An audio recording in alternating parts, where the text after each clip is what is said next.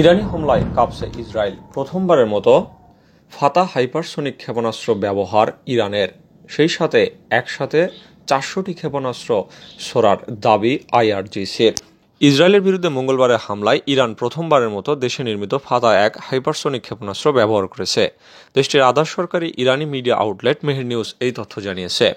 Fattah ইরানের দেশীয়ভাবে উৎপাদিত প্রথম হাইপারসনিক ক্ষেপণাস্ত্র বলে ধারণা করা হয়ে থাকে।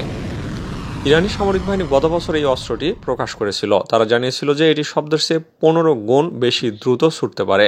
তাছাড়া এটি ক্ষেপণাস্ত্র প্রতিরক্ষা ব্যবস্থায় আঘাত হানতে সক্ষম।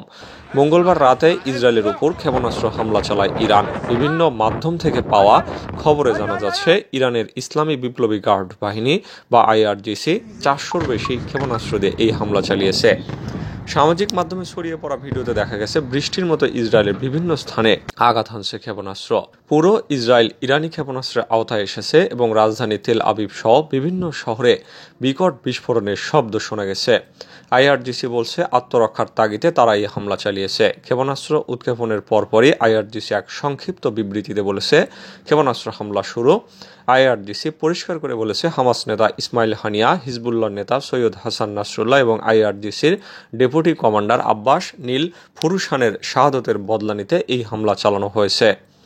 আইআরজিসি বলছে আমরা অধিকৃত ভূখণ্ডে হৃৎপিণ্ডে আঘাত করেছি।